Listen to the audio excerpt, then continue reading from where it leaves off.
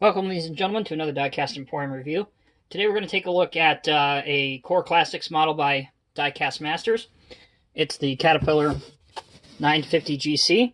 So this was originally made by Tonkin Replicas a number of years ago.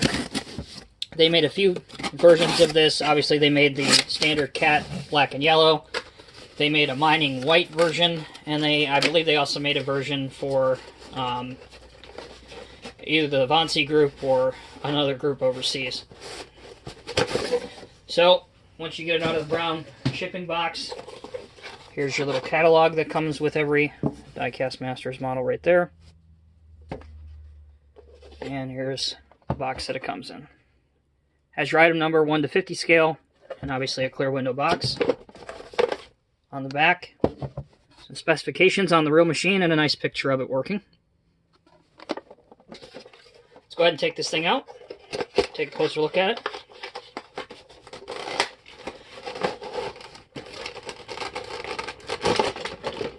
One thing that I am eager to see, if it's been updated, is the height.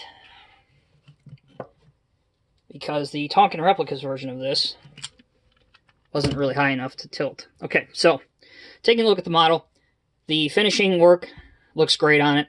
It's got some excellent decals applied to it. If you look really close here, right in front of the front wheel, or right behind the front wheel, rather, you'll see some warning graphics. There's no hoses or a transmission across the pivot point. As we look over here, there's some simulated non-slip texture. The doors on the Core Classics models do not open, so the operator has to stay in there unless you want to do some extensive model surgery to take the model apart to get rid of him. Obviously, that's up to your discretion. It's your model. You can do whatever you want to it. Moving towards the back of the machine, the grill is actually not perforated through. That's just done with a printing machine. So although it might look like it on camera, it's really not all that spectacular. On the back, on the engine housing, there's a Cat logo there. Some nice lights on the bottom. The exhaust does have what passes to be a hole in it, but it's not very hollow, or it's not very deep. Over here, you have hand and grab rails on this side. Up here, these are all metal, which is an update. They're not flimsy plastic. These stairs, however, are still plastic. The lights are plastic, but at least these are now metal. Coming towards the front, the bucket is an 1/8 tooth bucket.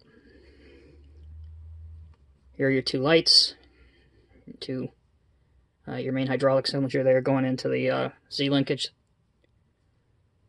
And I don't know why, I could be wrong, but it looks like the tire treads have been changed, or at least updated. I don't remember them looking like this. I don't know what they did to them, but they're certainly different to the eye. So let's check out what it does functionality-wise. Okay, that's what I wanted to see. This will go and clear the side of an American high-sided dump truck. The Tonkin one would not. Although it will just barely, it will. However, the dump angle is still very, very shallow. That's to its extent. So, not sure how much material you're going to be able to get out with that, but it is what it is. Your cut angle is almost non-existent because it doesn't hold the machine wheels free, but you can pose it there if you need to. So, overall, Diecast Masters has done some updates to the Cat 950 GC.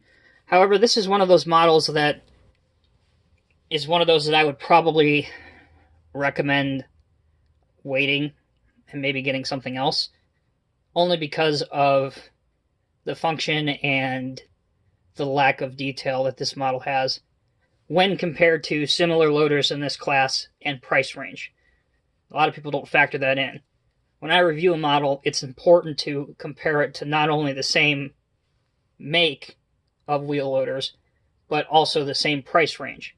So you can say, I want this size wheel loader, but You know, it doesn't have to be Cat. It can be Deere. It can be Volvo. It can be et cetera, et cetera. So I think when comparing it to its direct competition, unfortunately, I would probably wait to buy this one.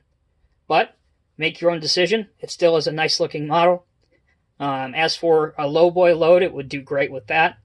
Maybe doing some stockpiling work or whatever in a Dio would also look good as well.